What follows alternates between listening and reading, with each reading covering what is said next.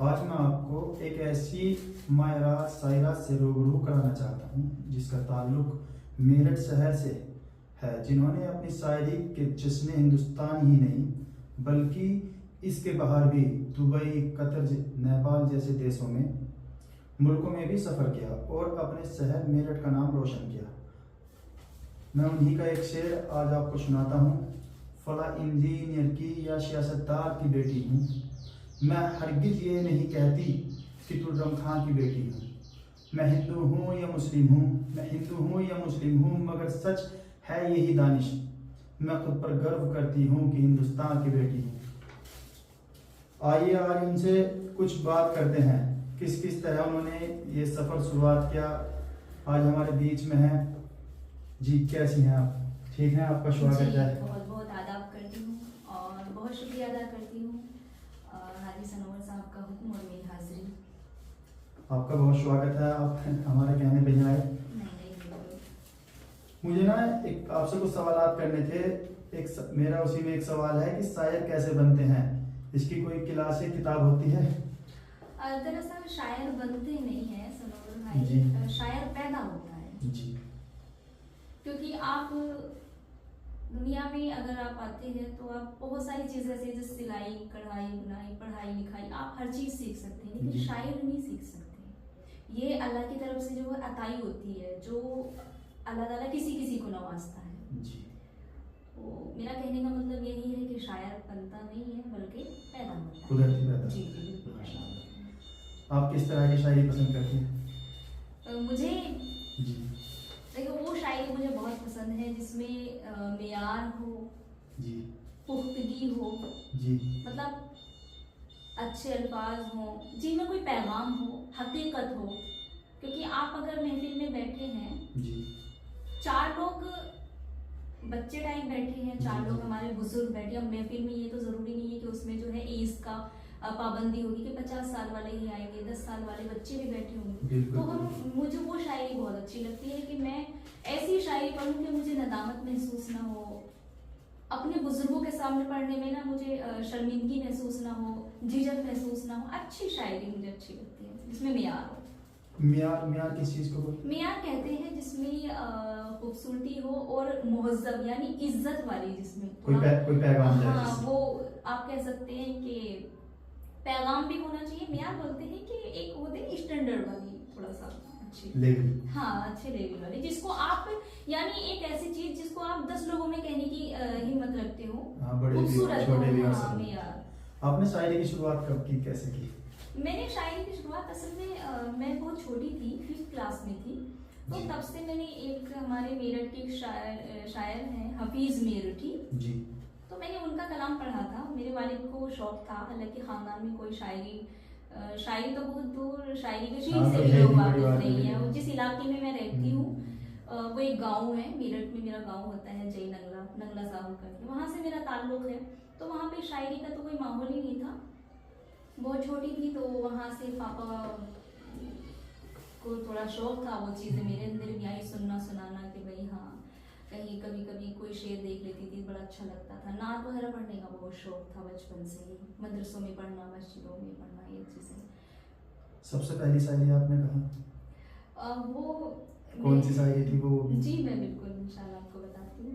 वो दरअसल मैं 8-9 क्लास में थी, तो मैं जब अक्सर लिखती थी ना, जैसे भी अपने ख्याल टूटे फूटे अशार होते थे, तो मेरा कोई यकीन नहीं किया करता था। घर पे कल्चर था नहीं, माहौल था नहीं, तो सब ये कहते थे पता नहीं इसने कहीं से कॉट की है, कहीं से चोरी की है, ये सब चीज़ें। तो एक बार मैंने ऐसे मैंने नहीं, मुझे पढ़ना, मुझे शायरी बनना है, पापा इन अंकल की तरह बनना है। कि ठीक है भाई आप पढ़िए। तो उसके बाद मैंने सरधना में एक मुशायरा पढ़ा था। हाँ, सरधना में वो बूढ़ा बाबू करके सबसे पहले डाइस आप सरधना में मैंने वहाँ पे, बहुत छोटी थी, मतलब बहुत ज़्यादा छोटी थी, महज 12 साल की उम्र थी मेरी। जैसे आपने कहा कि माहौल तो था नहीं परिवार में, तो सपोर्ट भी बहुत कम मिला होगा। सपोर्ट के बारे में बताइए, परिवार का सपोर्ट था या नहीं था? दरअसल पापा जो है मेरे बहुत ही माशाल्लाह आज़ाद ख्याल इंसान है और बुलंद ख्याल इंसान है। मेरे भाई हैं माशाल्लाह, वो भी एकदम बहुत सपोर्टिव है और एजुकेटेड हैं। तो जाहिर सी बात है, जहाँ तालीम की बात होगी तो वहाँ पे जो है हमारी सोच एक अलग ही लेवल पे होती है। जैसे अभी छोटा शहर है, छोटा गांव है, तो देखो आप भी भाई, समझ सकते दरअसल हैं। बात यह है कि देखो, जब इंसान कोई भी हो, मैं ही नहीं, कोई भी इंसान अगर किसी अच्छाई की तरफ या किसी बड़े काम की तरफ जाता है तो बहुत सारी मुखालफतें होती हैं। वो चीज़ें मैंने फेस की है, और किस हद तक की है ये मैं जानती हूँ, मेरा परिवार जानता है। हालांकि लेकिन मैं ये कहना चाहूँगी कि अगर एक बेटी क्या, एक औलाद के साथ अगर उसके माँ बाप भाई साथ हैं तो दुनिया की कोई ताकत उसको मैन कुछ पावर बिगाड़ नहीं सकती। हाँ, तो मेरे वालिद, अब तो सबके ख्यालात बदल गए होंगे। हाँ माशाल्लाह अल्हम्दुलिल्लाह, लेकिन जो नहीं बदल रहे हैं तो मुझे उनसे कोई वो ही हाँ, नहीं है। सही वो बात। आप अपनी दुनिया में सही- खुश हैं, सही। मैं अपने मैं वालिद, अपनी अपने दुनिया बहन भाइयों में सही। बहुत खुश हूँ। आपका पसंदीदा शायर शायरात कौन? मेरे पसंदीदा शायर जो जिनसे मैं शायरी की तरफ मैं आई, हफीज मेरठी मेरे पसंदीदा जी, शायर जी। हैं। एक डॉक्टर मुकर्रम अदना जो मेरे उस्ताद हैं, जी। हयात नहीं है वो मेरे पसंदीदा शायर हैं। कोई उनकी एक शायरी? हाँ जी, मैं एक हफीज मेरठी है कि कैसी भी मुसीबत हो बड़े शौक से आए, जी। कम ज़र्फ के एहसान से अल्लाह बचाए। एक डॉक्टर मुकर्रम अदना जो मेरे उस्ताद हैं, हयात नहीं है, कि लबों पे फूल रखते हैं, जी। दिलों में खार रखते हैं। लबों पर फूल रखते हैं, दिलों में खार रखते हैं, हमारा ही कलेजा है जो ऐसे याद रखते हैं। जी, बहुत शुक्रिया। जैसे जैसे आपने हिंदुस्तान के कोने कोने में जाकर अपनी आवाज़ का परचम बुलंद किया, क्या आपने कभी कोई देश से बाहर, कोई दूसरी कंट्री में भी कोई शायरी मुशायरी? जी मैंने जी। दरअसल मैं अगर ये कहूँ सनोर भाई कि मैं हिंदुस्तान की वाहिद शायरा हूँ जी। जिसने अपनी मतलब 17 साल की उम्र थी जी, मेरी जी। जब मैंने कतर में एक मुशायरा पढ़ा था। और जब मैं मतलब बहुत छोटी थी, नाबालिग ही थी, तब उस वक्त से मुझे बहुत ऑफर आ रहे थे कि भाई हाँ मुशायरा है सऊदी अरब में, लेकिन मेरा पासपोर्ट नहीं बन पाया था और मैं नहीं जा पाई थी किसी वजह से। अच्छा। तो मैंने दुबई, कतर, नेपाल, अल्हम्दुलिल्लाह काफ़ी सारे। जी माशाल्लाह। जैसे आप हिंदुस्तान में शायरी कर रही हैं और एकदम से एक फ़ोन आ रहा है दुबई से, हेलो दुबई, तो कैसी फीलिंग थी उस टाइम की? वो फीलिंग बताएं। बहुत अच्छी। जब मुझे शुरू में फ़ोन आया था, कतर जी। से एक बार फ़ोन आया था, तो उस वक्त भी मैं इंटर पास किया था मैंने और ग्रेजुएशन में आ रही थी, तो मेरे पास उस वक्त फ़ोन नहीं होता था, मेरे पापा के पास ही फ़ोन होता है अभी भी। तो उनका फ़ोन आया कि ऐसे ऐसे दानिश गज़ल के घर से बात कर रहे हैं, तो जी। दानिश गज़ल को इस डेट में हमको बुलाना है। मैं आप मतलब फ़ोन आया, उनसे बात हुई कि आप करें, मैंने कहा पापा माशाल्लाह कतर मैं कैसे जाऊँगी, मतलब एकदम थोड़ा अजीब सा सी एक feeling गाँव की है। बच्ची, हाँ जी। एक अल्हड़ टाइप सीधी सादी बच्ची, पापा मैं कैसे जाऊँगी, नहीं मैं भी तो साथ जाऊँगा। मैंने कहा फिर ठीक है। हम वाह। चले गए वहाँ पे। जी। तो वहाँ पे एक बात हुई थी सनवर भाई जो मुझे आज तक याद है। मैं बहुत छोटी थी, तो वहाँ पे जो वो आलमी मुशायरा था, जी। आलमी मतलब उसमें 2 लोग इंडिया से थे, 2 लोग पाकिस्तान से थे, 2 लोग अमेरिका से, Different मतलब हाँ countries। अलग अलग कंट्रीज से थे। तो फिर मैं जब वहाँ पे गई, मैंने कहा यार इतनी छोटी सी बच्ची को बुला लिया है, और मेरा भी पापा का भी वीज़ा First- टिकट वगैरह first time। सब, हाँ फर्स्ट टाइम, तो एक बच्ची को बुला लिया है। मैंने कहा अब मैं वहाँ पे इतना बोल भी नहीं रही थी। बढ़िया मैंने कहा कि चीज़ जब है। बच्ची पढ़ेगी तब देखिएगा। और जब मंच पूरा डाइज लग चुका था, मैं गई सीधे सादी अपना वो ऐसे ही तो पढ़ा। उन्होंने आलोक श्रीवास्तव भाई वहाँ पे संचालन कर रहे थे, महान अच्छे बहुत अच्छे शायर हैं, कवि हैं दिल्ली के। उन्होंने कहा बिटिया हम आपको जो है शुरू में पढ़वा दें, जो छोटे शायर होते हैं कम उम्र, उनको शुरू में पढ़वा दिया जाता है। तो बस अब वहाँ पे पढ़ने के लिए उन्होंने कि मेरठ से पहली बार एक बच्ची आई है, आप उसको सुनिएगा। तो उन्होंने कहा कि नहीं बेटा डरिए मत, या आपको डरने की ज़रूरत नहीं है, आप जो है बिंदास पढ़िए, अच्छे से पढ़िए और कोई टेंशन नहीं लेना है, आप हौसले से पढ़िए, आप डर रही हैं। मैंने कहा नहीं मैं बिल्कुल नहीं डर रही हूँ।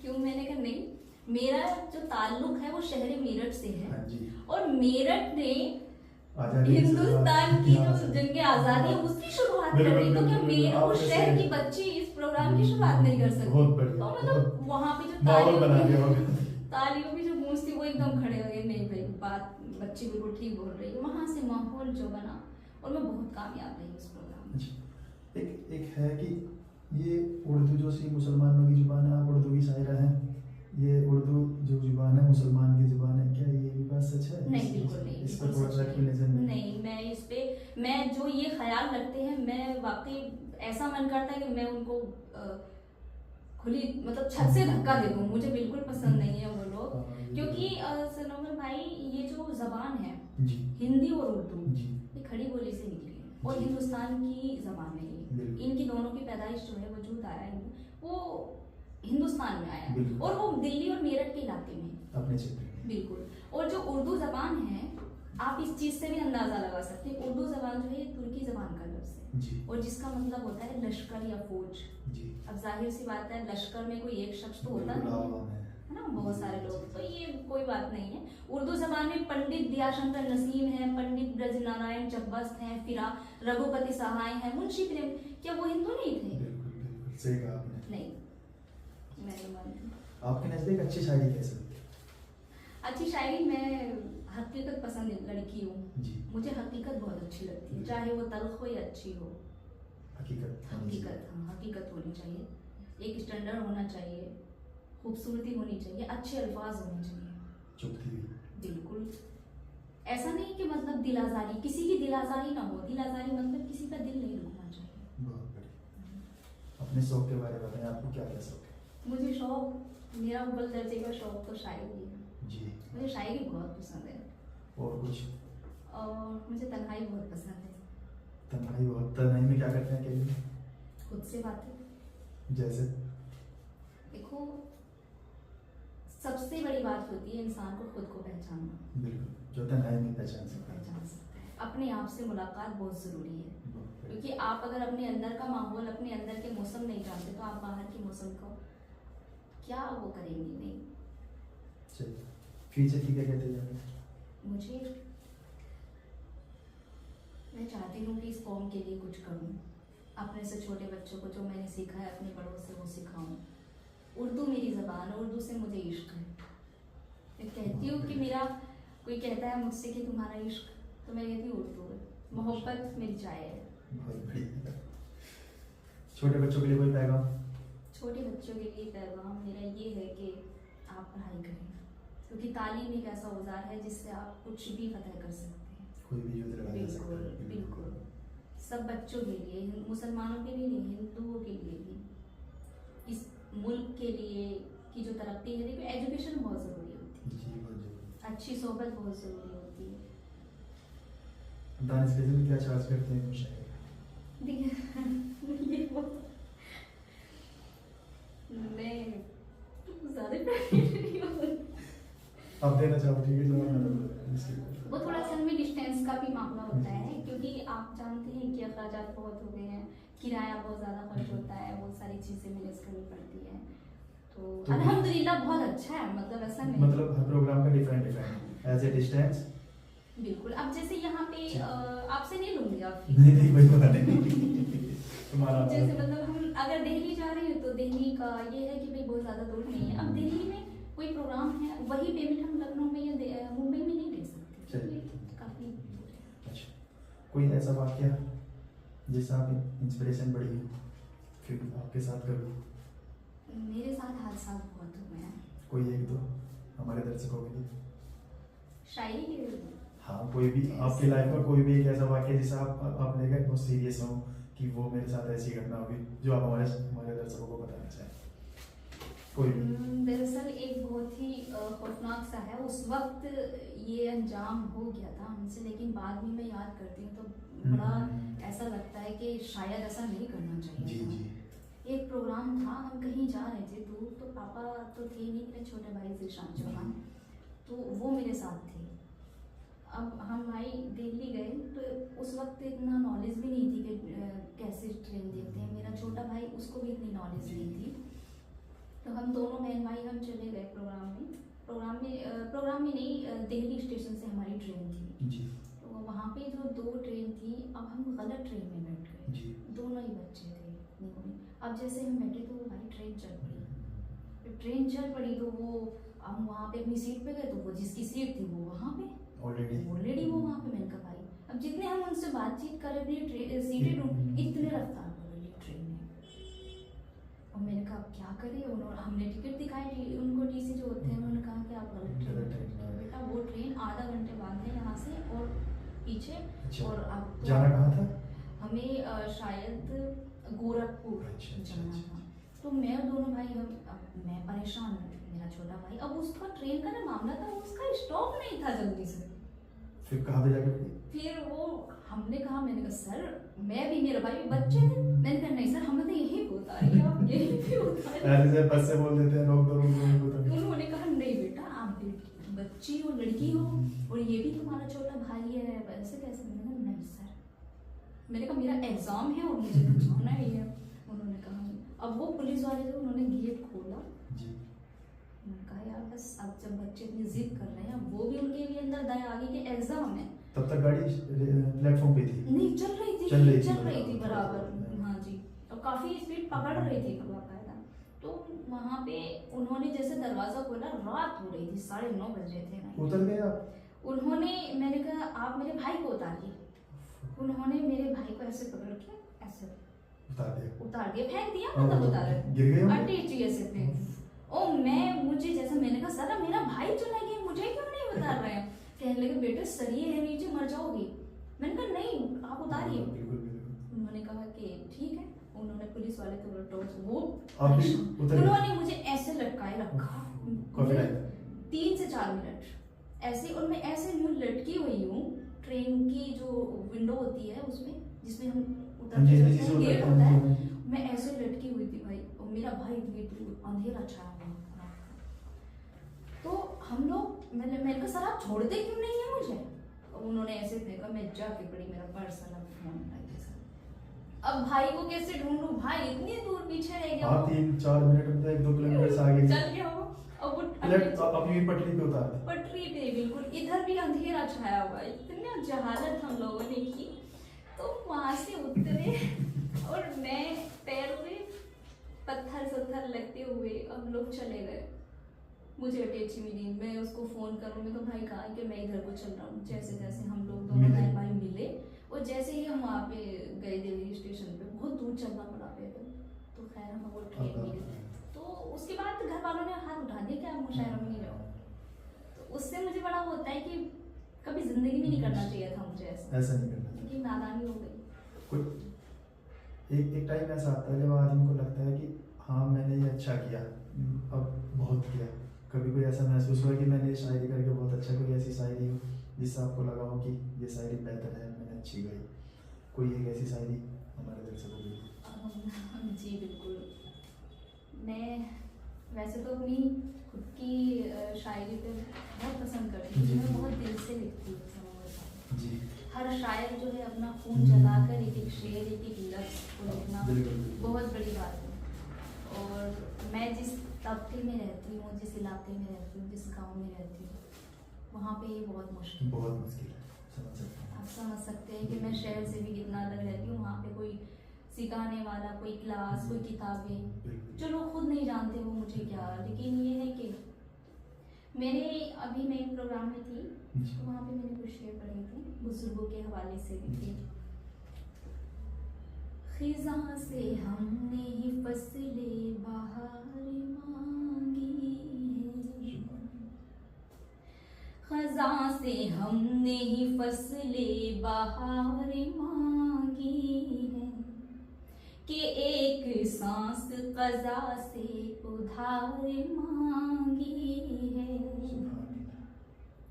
ज़मीन खेतों की गिरवी रखी है बाबा ने, अमीर ज़ादे ने शादी में कार मांगी है। और 4 मिसरे जो मुझे बहुत पसंद है। ये मैंने एक लखनऊ में इंटीग्रल यूनिवर्सिटी है, और वहाँ पे इतने नौजवान बच्चे ऑडियंस में थे, कि स्टूडेंट ही थे, बच्चे इतना दाद दी, इतना अच्छा लगा। 3 बार पढ़वाया उन्होंने मुझे 4 मिसरे, और मुझे बहुत पसंद है, सुनाती हूँ। मैं सोना नहीं हूँ, मैं पीतल नहीं हूँ, मैं सोना नहीं हूँ, मैं पीतल नहीं हूँ, मैं लड़की हूँ आवारा बादल नहीं हूँ, मैं लड़की हूँ आवारा बादल नहीं हूँ,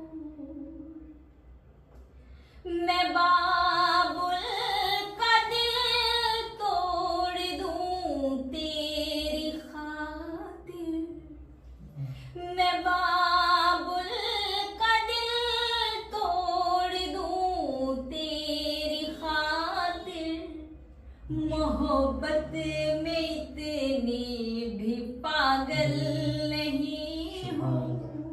तो इस तरह के मतलब एक आपकी शायरी है कि नंबर मांगना छोड़ दो, बहुत फेमस शायरी है।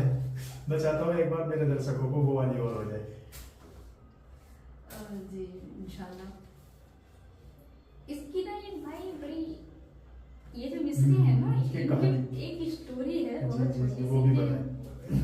एक समर में प्रोग्राम था जी। और बहुत छोटी सी थी, उस टाइम में तो काफ़ी पुरानी है ना, तो मैं वहाँ पे होता है ना कि अपना नंबर दे दीजिए, ये चीज़ें मेरे सामने बहुत आती थी कि भाई हाँ छोटी सी उम्र की इसी शादी बात में है। शेर। तो मैंने कहा नहीं भाई मेरी शादी हो चुकी है, जी, उस टाइम जी, जी। मतलब नौस्पी वगैरह कुछ नहीं करती थी। अरे नहीं आपकी शादी नहीं हुई है, आपका बच्ची है। वहाँ से मैंने ये कही थी कि जी। इस तरह प्यार से देखना छोड़ दो, जी, जी। मेरे बारे में कुछ सोचना छोड़ दो। हो गई हूँ गजल मैं किसी मीर की,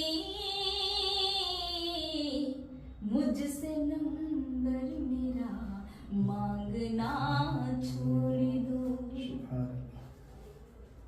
कोई एक पैगाम हमारे दर्शकों को इस पॉडकास्ट के माध्यम से, पॉडकास्ट विद सनोवर। अच्छा देखिए, आज मैं इतनी खुश हूँ कि मैं 10 मुशायरे तो बिल्कुल कुर्बान कर सकती हूँ इस प्यारी सी मीटिंग के लिए, और इतना अच्छा प्लेटफॉर्म, इतना अच्छा आप कर रहे हैं। और मैं तो चाहती हूँ कि इस हाजी podcast with Sanobar, podcast with with Sanobar भाई जो इतना कुछ कर रहे हैं, और मैं चाहती हूँ समाज के लिए, इस मुआसरे के लिए वाकई वो लोग कर पाते हैं जिनके दिल में एक जज्बा होता है। और इसमें क्योंकि ये नहीं है कि वो ये जरिए माश नहीं है जी। ये सिर्फ एक शौक है और एक इंसानियत का पैगाम देने वाली बात है। मैं चाहती हूँ आज मेरा यहाँ पे आई हूँ, मुझे इतनी खुशी महसूस हो रही है, और मैं बहुत दुआ करूँ कि अल्लाह ताला आपकी उम्र दराज करे और आप हमेशा इसी तरह से जो है कुछ ना कुछ करते रहें। अदब के हवाले से आप हर किसी को बुलाइए, अदबी लोगों को बुलाइए। तो मैं आप सभी से इल्तिमास करती हूँ कि आप सब लोग चैनल को सब्सक्राइब करें और ज़्यादा से ज़्यादा शेयर करें, कमेंट करें, ताकि भाई को हौसला मिले, क्योंकि हौसला बहुत बड़ी बात हुआ करती है। जी, जी। मैं यही कहना चाहती हूँ। इंशाल्लाह फिर मुलाकात होती रहेगी आपसे। जी, जी, इंशाल्लाह। थैंक यू आप भाई, आपका बहुत बहुत शुक्रगुजार, आपने अपना कीमती टाइम। बहुत शुक्रिया।